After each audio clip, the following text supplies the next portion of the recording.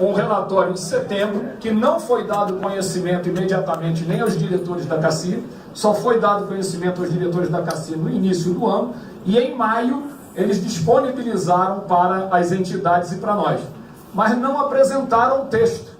Eles apresentaram 573 projeções, telas com desenhos e uma frase em cima. Então, para a gente compreender, detalhar e debater, me foi dada essa função e eu procurei então tentar trazer para vocês o alerta que pode ser importante para tudo que a gente já avaliou, socializar com os companheiros das demais empresas, né? Primeira coisa, a gente passando rápido pelo que já foi aqui abordado, a resolução CGPAR 23, ela estabelece diretrizes e parâmetros. E tem algumas questões que, com relação à questão jurídica, a gente quer só relatar, e o debate, obviamente, vai ser com o Dr. Paulo em seguida. Nós identificamos, e na ANAB nós estamos trabalhando a possibilidade de ajuizamento de ação pela nulidade da CGPAR 23, em cima de 4 questões que estão sendo desenvolvidas. Uma delas, a CGPAR foi criada para ser um instrumento de governo para dar orientação aos representantes da União nas empresas estatais, para que eles proponham nas empresas alguns estudos e medidas que só podem ser aplicados depois de passar dentro dos órgãos técnicos da própria empresa, onde vão dizer, isso na minha empresa é viável, na minha empresa tem que ser implantado de forma diferente, e cada uma das estatais, respeitada a sua especificidade, avaliar. Como a resolução, ao invés de apenas dar orientação, ela dá determinações e prazos para cumprimento, ela acaba extrapolando a sua própria função numa ilegalidade, numa extrapolação da medida dela, no nosso ponto de vista preliminar, uma vez que está sendo examinado. Outra questão, como foi bem alertado aqui, ela fala como proceder com os acordos coletivos de trabalho, extrapolando a função e indo contra o que prevê a própria CLT, o que seria outra ilegalidade, por isso ela não deve ser mantida. Outras questões que a gente vê no caso dela é quando ela começa a dizer, só vou permitir plano de saúde das empresas estatais que tenham mais de 20 mil usuários, que só cobrem as questões dentro do modelo de rateio por faixa de renda. Isso não é função da resolução, isso é função da ANS, então ela também extrapola o órgão normativo que é a ANS. Então, dentro desse quadro, nós estamos chamando, né, todas as estatais, para a gente ver como que conjuntamente podemos entrar para tornar nula a CGPAR. A pergunta é, se a gente torna nula a CGPAR, acabou o ataque aos planos de saúde? Negativo. Porque a orientação pode ser dada pelo governo diretamente para os gestores que estão lá e dizem assim, proponham isso, não aceitem ajustar, não façam. A luta não diminui, mas é que quando a gente está no enfrentamento, eu preciso trabalhar com todas as armas de que a gente dispõe. É quando a gente discute aqui a atuação parlamentar que a Érica comentou, é quando a gente discute a ação judicial para travar o indiciamento, e quando a gente vê o pessoal da Caixa botando lá, saúde e Caixa eu defendo. E a gente tem que tentar unificar todo mundo numa mesma linha, cada um para o seu plano, nesta linha do eu defendo. Mas aí aqui eu vou querer apresentar para vocês é como a gente está procurando fazer esse tipo de defesa, tá? Então essa é só uma preliminar sobre a questão que já foi abordada aqui. Bom, estabelece diretrizes, o Paulo já leu cada uma dessas questões, né? Extinção com menos de 20 mil, adesão por contribuição por beneficiário, limitar a contribuição patronal, limitar o percentual de contribuição das estatais para o plano, não criação de novos benefícios, autogestão por RH, limitar no ACT, a não previsão de concessão de benefício para novos empregados, mesmo com não previsto em edital, caso a empresa contribua para o plano, limitar a contribuição patronal de saúde. Nesse aspecto, a gente está fazendo um novo debate no banco.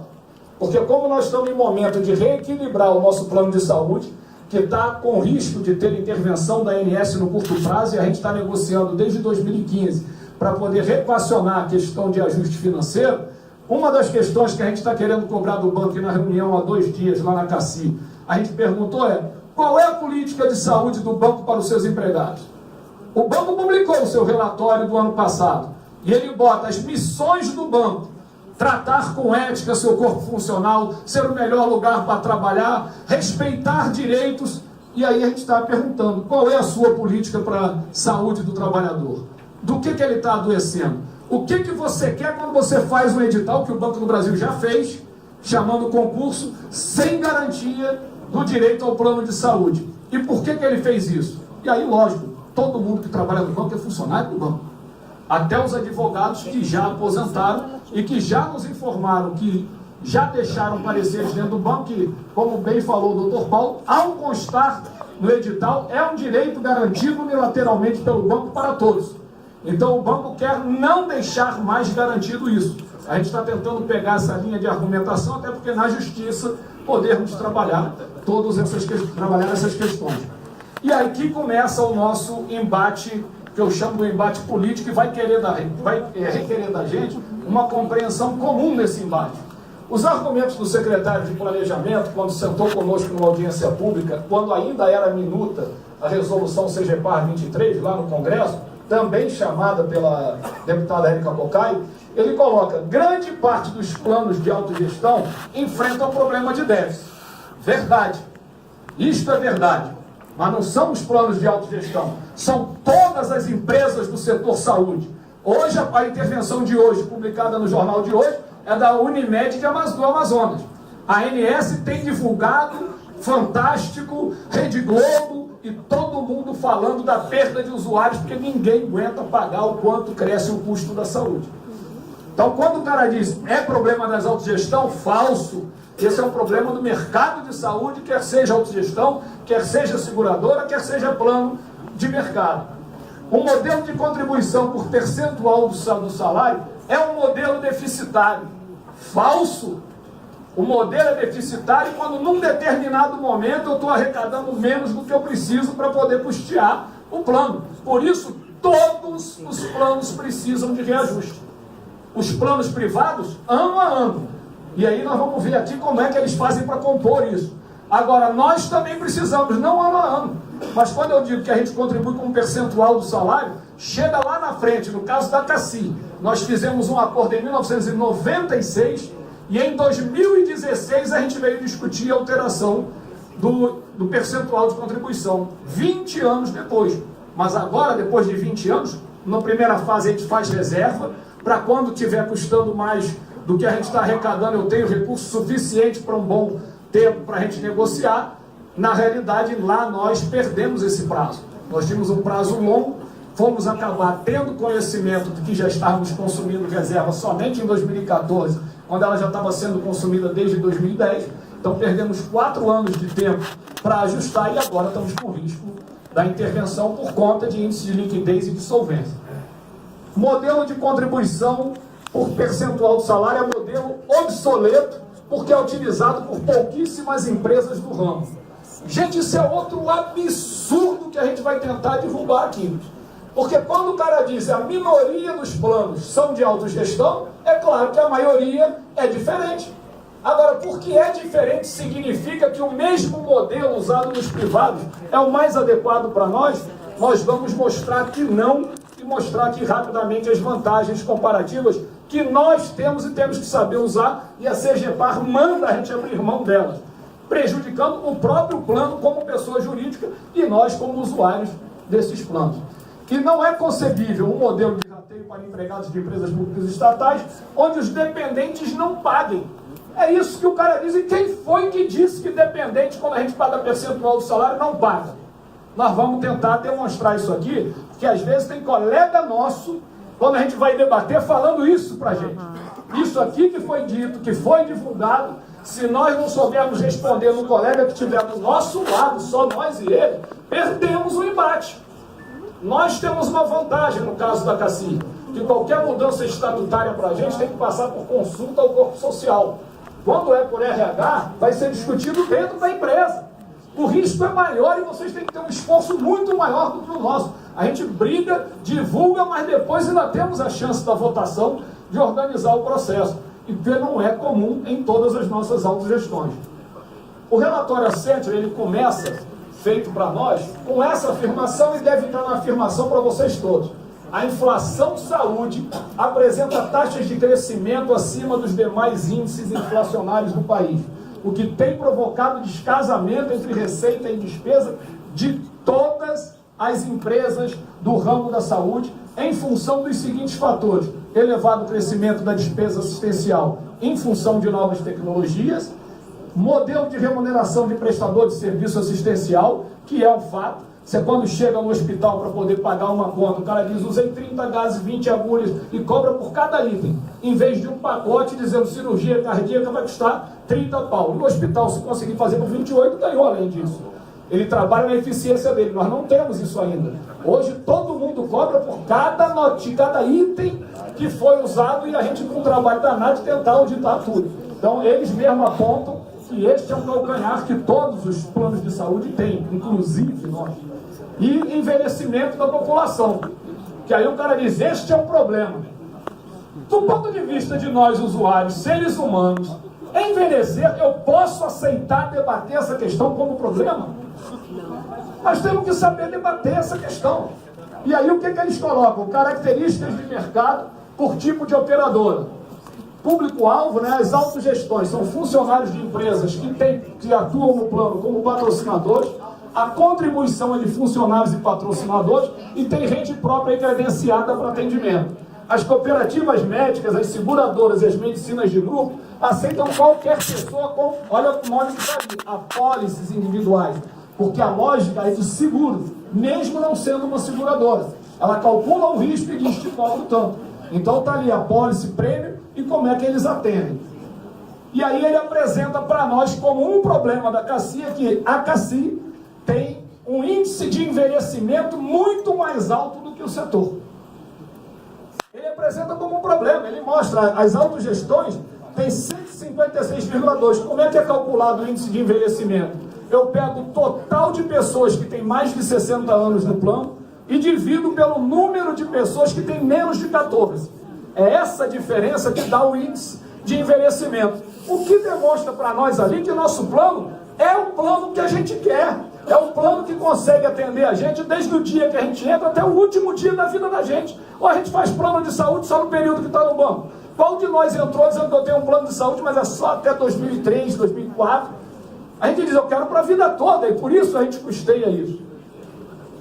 Utilização do serviço de saúde, que ele aponta para nós lá. A CACI tem números de utilização de serviços assistenciais superiores aos planos e seguros de saúde do mercado, tendo a medicina diagnóstica como principal linha de custo assistencial, o que justifica cobrança de coparticipação para inibir o uso desnecessário. Aqui nós temos dois pontos, a utilização e a questão da coparticipação.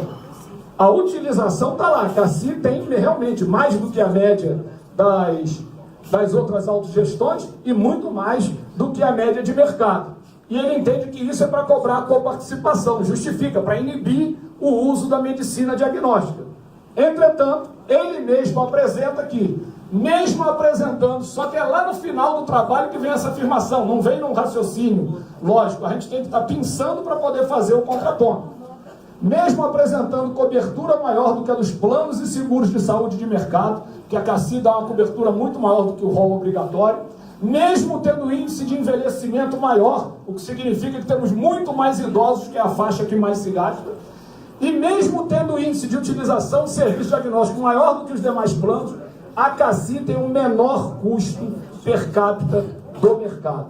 O menor custo total, está lá 356 comparados com os outros, custo per capita de ativos e seus dependentes e custo per capita de aposentados e seus dependentes separados. Em todos os casos nós temos o menor custo per capita. Por quê? Antes, naquela primeira tela, ele diz, é um problema. Mas por que não faz a comparação quando chega no final? Essa lógica de trabalho encomendado irrita muito quando a gente vai fazer a análise do que eles mesmos dizem. Aí eles apontam lá, o modelo da CACI é o modelo de atenção, atenção ali faltou a palavra integral, o modelo de atenção integral à saúde, onde a gente foca na atenção primária. O que é a atenção primária? Focar no diagnóstico, na análise, na consulta, para te orientar com relação à saúde, para que você adoeça menos. E quando adoecer, você tenha um tempo mais rápido de recuperação. O que aqueles números anteriores demonstram que é o correto. Eu gasto mais com diagnóstico, no total eu tenho um custo per capita muito melhor na população inteira. Porque eu conseguia, gastando mais no diagnóstico e na análise precoce, evitar internação, cirurgia e tudo mais. E aí ele coloca, A clínica CIA atua como viabilizadora da estratégia de saúde da família, com protocolo de saúde ocupacional, que é a saúde do trabalhador, onde a gente foca demais nesse ponto, que nós estamos falando de nós todos. Eu sei que grande parte aqui está aposentado, mas quando eu entrei eu não era aposentado não, estava na ativa como outros colegas, e alguém antes de mim pautou isso, para que quando eu entrasse eu pudesse ter esse tipo de cobertura. Cabe a nós garantirmos para quem está vindo depois da gente também.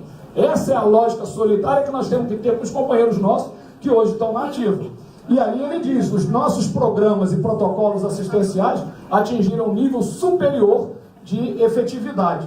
Aí vem agora já a parte final, que são os comentários, onde eu coloco: me surpreende o fato de, numa análise tão densa, feita por uma consultoria especializada, não terem sido destacados nem comentados quais as vantagens das autogestões em termos de estrutura de precificação, modelo de rateio e eficácia das autogestões no que se refere à sua missão precípua do ponto de vista dos usuários, que é a prestação do serviço de atenção à saúde, em especial na fase idosa da vida.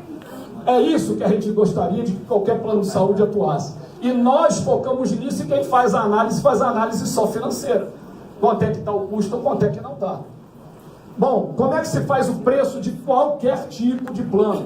E aí eu fiz questão de botar isso aqui, porque na hora que a gente vai para o embate, principalmente diante de terceiros, se eu não souber justificar, frases de efeito derrubam todo o trabalho político que a gente faz. Então, primeira coisa, todo plano de saúde para funcionar, ele tem que dizer o seguinte: quanto é que está previsto que eu vou gastar no próximo ano com atenção à saúde?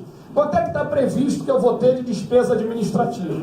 Que tipo de reserva, qual a quantidade de reserva que eu vou precisar? Quanto vai ser minha taxa de administração? Quanto que eu vou ter de risco de inadimplência para acrescentar no preço? E quanto que eu vou ter de risco das pessoas perderem plano? Segundo a ANS, nós já perdemos de dezembro de 2014 a dezembro de 2017, 3 milhões e meio de pessoas deixaram de ter plano de saúde. Não conseguiram manter o pagamento. Não é porque mudaram de plano, não. Primeira coisa é você ficar inadimplente no seu plano, não consegue passar, você sai de um plano, vai para o outro, e quando chega no outro, quando não consegue mais pagar, aí você sai do mercado. Primeira coisa, as autogestões não têm fins lucrativos, o que permite que aquele valor a ser rateado para frente seja menor do que aquele cara que incluiu a taxa de lucratividade dele, com a mesma cobertura que a gente, já que o custo de saúde não é determinado por nenhum de nós, é determinado pela perspectiva do quanto custa no mercado.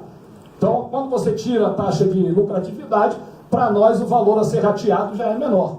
As autogestões, por terem seus usuários empregados da mesma patrocinadora, nós podemos ter cobrança em consignação e folha de pagamento. Portanto, o nosso risco de inadimplência é zero, o que os outros não têm. E a gente ainda tem o risco de perda de usuários igual a zero, porque interessa ao nosso patrocinador e a nós manter todo mundo. Os modelos de rateio que vêm em função disso, e aí vale a pena a gente discutir. Nós temos, eu apresentei 3, mas na realidade são 2 modelos básicos com 3 modelos.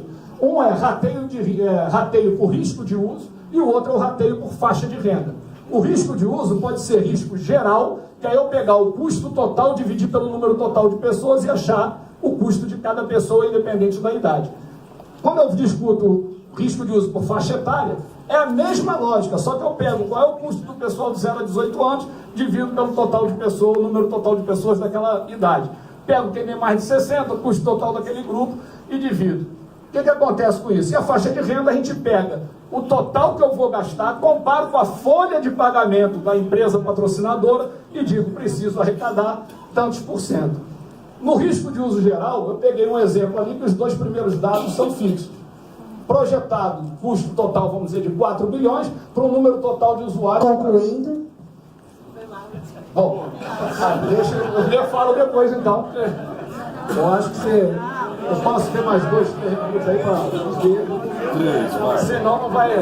Bom, deixa eu tentar ser mais rápido, porque eu acho que é importante para a gente ter a compreensão. Peço desculpa a todos vocês e aos colegas que vão falar depois.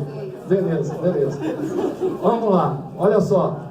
Nesse daí, tentando ser mais objetivo, eu tenho ali um custo total projetado de 4 bilhões para 450 mil usuários. Se eu vou falar de risco de uso geral, é simples. Eu pego o custo total de 4 bilhões, divido por 450 mil usuários, tenho o custo anual, divido por 12 e digo, a contribuição mensal por pessoa é R$ 740 por cada pessoa, independente da idade. Se você é solteiro, paga 740, se é casado, 1.480, se é casado tem um filho de 2.220 e assim por diante, independente da sua faixa de renda. Mas se todo mundo conseguir pagar, o importante é, se todos conseguirem contribuir com esse valor, será arrecadado quanto? 4 bilhões de reais, que é o montante que eu estou rateando. Se todo mundo pagar, dá isso. O risco aqui é o pessoal mais novo não ter como pagar. Um casal, um cara que acabou de entrar no banco, 30 anos, casado com uma companheira de 28, 30, com um filho pequeno, como é que ele paga 2.200 para essa família? Aqui, o risco é para quem é o mais novo, para quem acabou de entrar no banco. No outro modelo, rateio de risco por faixa etária, está lá o custo total projetado, também 4 milhões, os usuários 450 mil. Ali está o custo total anual para cada faixa etária, que somado vai dar 4 bilhões.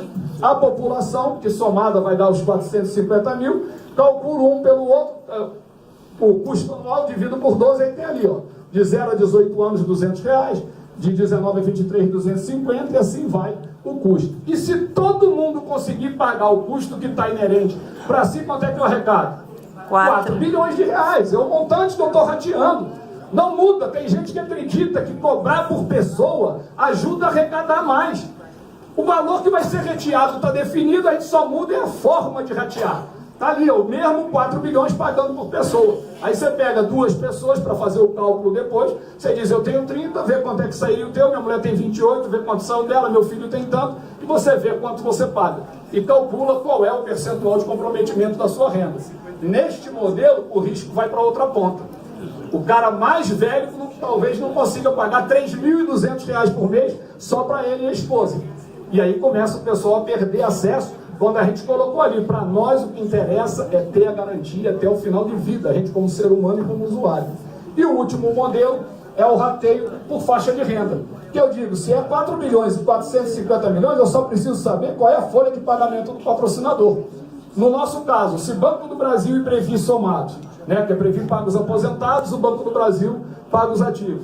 Dá 40 bilhões, aqui foi só para efeito de cálculo, porque não é esse o percentual, só para efeito de raciocínio, daria 10% da folha. E se todo mundo pagar 10%, eu arrecado o mesmo 4 bilhões. Então, o que acontece? Nenhum modelo de rateio tem o dom de arrecadar mais do que outro. São modelos de arrecadação para o mesmo montante. E a gente vê o pessoal dizer que quando a gente paga por faixa de renda, o dependente não paga. Paga! Eu estou pagando, nós todos juntos. A diferença é que a gente está dizendo para todo mundo que os teus queridos são considerados meus queridos também. Mas os meus também são considerados por vocês como queridos de vocês. Então a gente pega o custo total e rateamos entre nós titulares. Mas é para pagar todo o nosso custo e o de todos os nossos dependentes. É uma falácia dizer que a gente não está pagando por dependente para fazer um dos outros modelos. Todos os modelos de rateio arrecadam um montante necessário para custear titulares independentes. Qualquer que seja o modelo de rateio, a projeção de receita tem que ser maior do que a despesa, senão vamos ter déficit. E para isso acontecer, a gente tem que definir em cada modelo, em cada plano, qual é a periodicidade ou quais as condições que a gente revê nosso custeio. Por ter contribuição mensal definida por faixa de renda, as autogestões têm menor comprometimento de renda dos seus usuários, o que significa que nós temos uma relação com eles de muito mais tempo, porque eles podem ficar no plano. Enquanto as pessoas passam 6 a 8 anos no plano privado, nas autogestões eles ficam com relacionamento de 30 a 60 anos. Por isso a gente tem mais efetividade no momento que a gente vai trabalhar prevenção e promoção. Por isso eu faço mais consulta, mais diagnóstico, mais tudo, e no final tem o custo médio, o custo per capita menor que os outros. Porque eu, com um tempo de relacionamento de 30 e 60 anos, eu tenho condição de trabalhar melhor a prevenção e provisão. E a nossa taxa de crescimento de custo sempre é maior do que corrige o nosso salário, mas é uma taxa de crescimento de custo menor do que eles que trabalham no processo curativo ao invés da prevenção, permitindo que a gente tenha, como na CACID, de 1996 a 2016, mantivemos a nossa contribuição em 3%. Está na hora da gente discutir quanto é mais? Vamos discutir quanto é mais e por que período daí para frente. Aí agora é só a última tela, que são as minhas críticas à Accenture e o secretário de planejamento, que para mim é inconcebível que profissionais de consultoria e membros de governo concluam de forma simplória que se a maioria dos planos de seguros de saúde são abertos e utilizam o modelo de rateio por faixa de renda e faixa etária, isso significa que os demais são considerados obsoletos. Tem o mais adequado para cada um. E por que isso acontece? Por que os outros planos não usam também o cobrar por faixa de renda? Se é tão bom, garante que é relacionamento, tudo que a empresa quer manter por muito tempo, não fazem porque não podem. Porque só pode usar esse modelo quem tem todos os seus usuários vinculados a uma mesma fonte pagadora. Então o Bradesco tem gente que é da Caixa, do Banco do Brasil, tem gente que é padeiro, tem gente que é motorista. Como é que ele sabe qual o percentual que ele vai cobrar se não sabe qual é a faixa de renda dele? Só quem pode usar faixa de renda são quem tem empresa patrocinadora de autogestão. Então não é porque é melhor ou pior, é o mais adequado para nós. Então fica chato quando o cara compara e diz, todo mundo não usa porque não podem. Você pega hoje, nós temos aqui, deixa eu só pegar esse papel aqui, as 3 empresas americanas que acabaram de divulgar e descobriram a fórmula para poder ter um plano de saúde por mais tempo. Amazon, Berkshire Hathaway e a JP Morgan estão fazendo um plano específico para quem? Para os empregados das 3 empresas. Vão juntar 250 mil empregados para fazer um plano que eles possam, todo mundo tem a mesma fonte de renda, por isso a gente vai poder cobrar por percentual de renda e garantir o plano mais barato, mais longevidade, trabalhando na prevenção. Aí divulgam como uma descoberta do mercado de saúde internacional, coisa que a gente tem uma cacia desde 1944. Mas aí o pessoal colocando. Bom, gente, esse material está disponibilizado aí. Aí meu muito obrigado para vocês e eu pedi para o pessoal que quiser falar com a organização disponibilizada para vocês. Obrigado. Desculpe estourar o tempo.